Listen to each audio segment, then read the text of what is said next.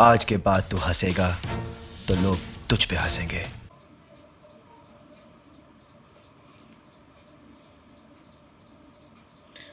अरे पापा, ये जाते जाते ज़रा फ़ैन चला देना। हाँ। अरे यार, फिर एसी बंद कर दिया पापा।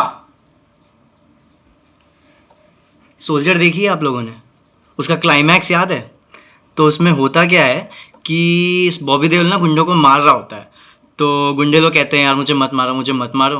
तो बॉबी देओल कहता है कि अच्छा ठीक है, मैं तुम्हें नहीं मारूंगा, ऊपर देख। तो ऊपर क्या ऐसे चील कौवे घूम रहे होते हैं। तो मैंने अपनी लाइफ में ये सीखा है कि you cannot have it both veg, but Bobby Deol can have it both veg. क्योंकि वो क्या होता है कि वो उनको मारता भी नहीं है, तो उसका मॉरल हाई ग्राउंड भी हो जाता है, उससे मर्डर भी नहीं होता और उसका इंतकाम भी पूरा हो जाता है, क्योंकि उसको चील कौवे फिर बाद में गुंडे लोगों को खा जाते हैं। ऐसा उस मूवी का ऐसा प्रेमिस है। तो मेरे साथ क्या है कि पापा also wants to have it both ways. अभी देखा आपने, मैंने बोला कि फ़ैन चला दो, तो हाँ ठीक है बेटा, फ़ैन चला दिया और एसी बंद कर दिया। अब मैंने पापा से एक बार कहा कि पापा बाइक दिला दो। तो पापा ने 2 मिनट सोचा, फिर बोले कि अच्छा ठीक है, क्योंकि उनको दिमाग में आइडिया हो गया था कि इसका कैसे काटना है। फिर अगले दिन फ़ोन आया मेरे पास लैंडलाइन पे घर पे कि ऐसा करो, जाओ फूफा जी की बाइक ले आओ। तो मैं यहाँ पे आपको एक बात बता दूं कि फूफा जी के के पास हीरो पुक है। और हीरो पुक देखी है आपने कभी? मैं बता देता हूँ। तो हीरो पुक में कैसे है ना, उसमें पीछे ऐसे एक साइकिल में जैसे कैरियर होता है ना, ऐसे करके उठता है, वैसा उसमें एक कैरियर है। और उसमें उस बाइक में लॉक वॉक भी नहीं था, लॉक वॉक उसका ख़राब था। तो उसको क्या, वो साइकिल वाला जो लॉक होता है उसको लगा के वो खंभे से बांध के, तो मतलब वैसा हिसाब किताब है उस बाइक का। खैर एनीवेज, कोई नहीं, मैं चला गया, आई एम ऑन बोर्ड। और मैं वहाँ जाके मुझे ये पता चला कि ये बाइक 5 साल से खड़ी हुई है। तो तब मेरी समझ में आया कि अच्छा, ये फूफा जी ने इसलिए बोला है कि उनका रिपेयर भी हो जाए, बाइक अपना टिप टॉप हो जाए, उनकी सब बढ़िया एकदम सर्विस हो जाए। तो यहाँ क्या देखा आपने कैसे माई पापा हैड इट बोथ वेज, कि भाई मेरी बात भी मान ली कि लड़के को हाँ बाइक भी मिल गई, and at the same time he insured कि मेरी ज़िंदगी में अरेंज्ड मैरिज ही होगी। अब आपको इस बाइक की टैगलाइन याद है एड की? मैं बता देता हूँ। इसकी टैगलाइन थी द 2 in 1 बाइक, विच रफली ट्रांसलेट्स टू एक में दो का मज़ा। क्योंकि इसमें आप दो लोगों का फील आपको अकेला ही रहना पड़ेगा, क्योंकि इसमें आप कभी रिलेशनशिप में तो जाएंगे नहीं ज़िंदगी में, आप ज़िंदगी भर अकेले ही रहेंगे। फिर आपका वही हाल हो जाएगा, मुझे रख दो, मुझे रख दो, मुझे रख दो। तो ये उसका सीन है। और आपको ये पता है ये ऐड की किसने है? शाहरुख खान ने। मैं बता देता हूँ, शाहरुख खान ने की है। मैं आज आपको सब बताऊँगा। तो शाहरुख खान ने ये ऐड की है, और जब मैंने ये ऐड देखी ना, तो मैं बचपन में ही समझ गया था कि बड़ा से बड़ा आदमी हो जाए तो पैसे के लिए कुछ भी कर सकता है। और एक बात मैं और बताऊं इस हीरो पग बाइक के बारे में, कि इसका जो स्पीडोमीटर, इसमें ज़रूरत नहीं है स्पीडोमीटर की, क्योंकि इसकी आपको आवाज़ से ही पता चल जाएगा कि बाइक की क्या स्पीड है। जैसे बहुत धीरे चल रही है तो ऐसे लो पिच में और बहुत तेज़ चल रही है तो टी। तो इस तरह का उसका हिसाब किताब है। और मुझे पता है कि ये इंप्रेशन बहुत ही ख़राब था, लेकिन पापा ने मेरे को कभी सीखना ही नहीं दिया, क्योंकि ये कोई मार्केटेबल स्किल तो है नहीं कि आप फूफा जी के सामने बोलो कि बेटा ज़रा इनको टायर पंचर की आवाज़ निकाल के दिखाओ। तो इस तरह का मतलब हिसाब किताब है। अच्छा, हमारे यहाँ पेरेंट्स को देवता समान माना जाता है हमारे समाज में। क्यों? क्योंकि gods, only gods can have it both ways in this world. अब जैसे होलिका ने कठोर तपस्या करके ये उसको वरदान प्राप्त किया, उसने वर मांगा कि मैं कभी जलूँ नहीं। और फिर उसने इसके बारे में जाके अपने हिरन भैया को बताया कि भैया मेरे पास ऐसा ऐसा वरदान है, कोई हेल्प चाहिए हो तो बताना। तो हिरन भैया ने कहा उसको कि प्रहलाद, इसको जाओ लेके बैठ जाओ आग में, क्योंकि यार ये मेरे को अच्छा नहीं लगता, इसको निपटाओ। तो फिर वो आग में लेके बैठ गई और वो जल गई, जबकि उसके पास वरदान था कि वो जलेगी नहीं। तो इसका भी लॉजिक दिया हुआ है कि उसके इरादे ठीक नहीं थे। तो ये मतलब, अब मैं आपको यहाँ पे टॉक्सिक मैस्कुलिनिटी दिखाता हूँ कि जब आपको हिरण्यकश्यप को मारना था तब आपने उसके 71 लूपहोल निकाले हैं। कि मतलब दिन में नहीं मार सकते, रात में नहीं मार सकते, तो ऐसे शाम का टाइम ले लिया। और मेल भी नहीं मार सकता, फीमेल नहीं मार सकता, तो आपने वो रूप ले लिया। और बंदर नहीं मार सकते, बाहर नहीं मार सकते, तो आपने वो दरवाजे के पास उसको मारा। और भूमि पे नहीं मार सकते, हवा पे नहीं मार सकते, तो आपने उसको ऐसे जांग पे रख लिया। और अस्त्र शस्त्र से नहीं मार सकते, तो आपने नाखून नाखून बड़े कर लिए। तो ये सीधा सीधा यहाँ पे आपको मेल डोमिनेंस दिखता है। और अगर ये लॉजिक से हम जाएं तो रावण को तो उसी टाइम मार देना चाहिए था जब वो सीता जी का हरण करने जा रहा था, कि भाई ऐसा है, तुम्हारे इरादे ठीक नहीं है, तो तुम खत्म, मतलब भगवान उसको वहीं मार देते।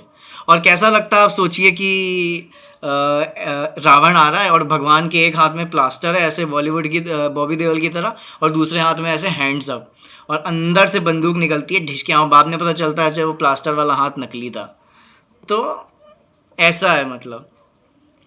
और आप और समझिए कि बट एनीवेज मैं आपको यही सब बता रहा था। बट बॉटम लाइन ये है कि पापा ने मुझे कभी एक्चुअल बाइक कभी ज़िंदगी में दिलाई नहीं, क्योंकि उनको भी यही लगता था कि इसके इरादे ठीक नहीं हैं, ये बड़ा हो के चेन स्नैचर बन जाएगा इसको बाइक दिला दी तो।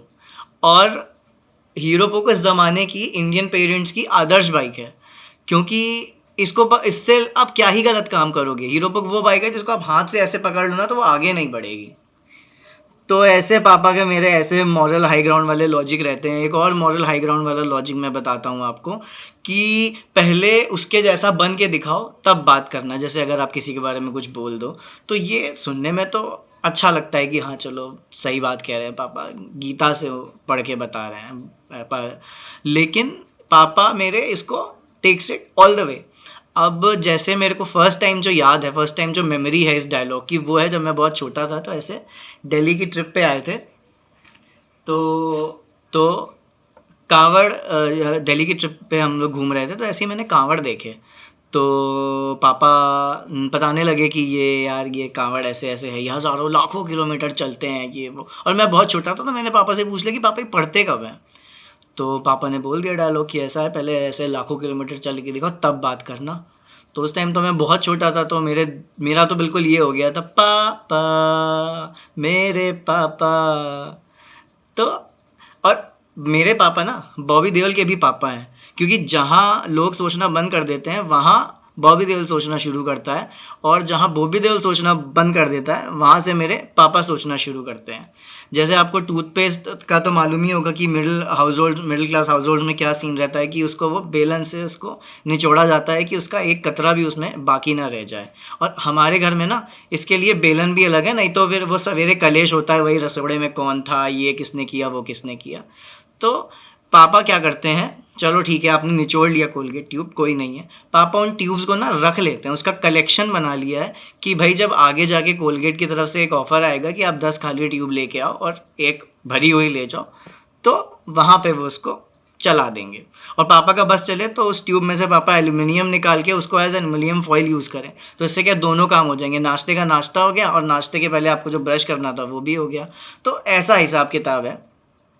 और शो ऑफ, लेकिन शो ऑफ में कहीं कोई कमी नहीं है। तो हमारे घर पे ना ऐसे क्या है कि मतलब एक ऐसे एक बोर्ड सा बना हुआ है, जहाँ पे मतलब एक जगह बनी हुई है जहाँ पे आप ऐसे फैंसी आइटम्स रखते हो। तो क्या आधे में पर्दा लगा हुआ है, आधे में फैंसी आइटम्स रखे हुए हैं, कि अब जो पर्दे के पीछे आप उसमें भी अज्यूम कर लो कि इसमें भी फैंसी आइटम्स ही होंगे।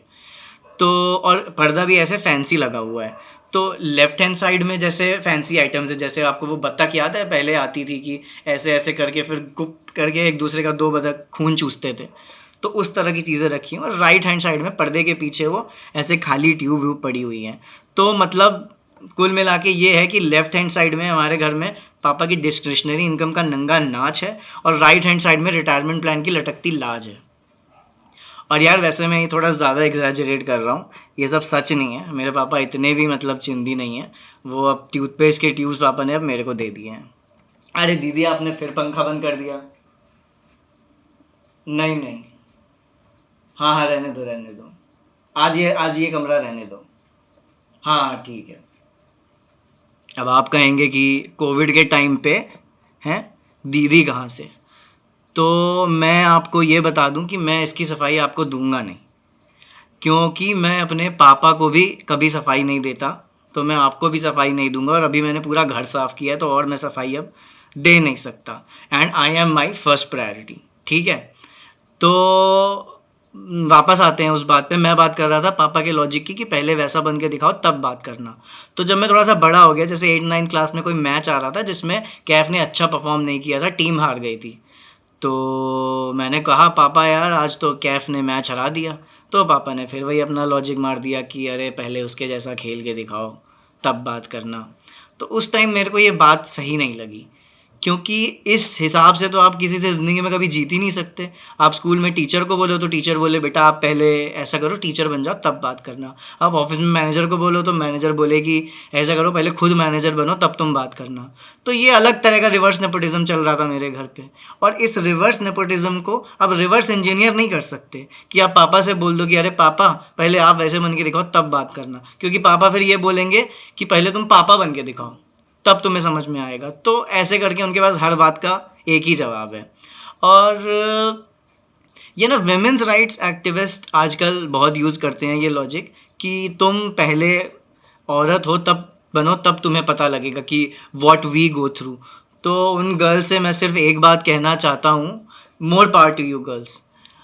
अरे पापा ये सीबीआई वाले सुशांत का केस कुछ ज़्यादा नहीं खींच रहे हैं? अच्छा, अब मैं पुलिस में भर्ती हो जाऊं? अरे पापा दोनों तरफ चलते हो, हद है। अरे ये लाइटर मैंने ऐसे ही फैंसी लाइटर रखा है यार, दोस्तों के सामने कूल बनने के लिए, बस ऐसे ही है। अरे हाँ दाढ़ी कटवा लूंगा। आएगा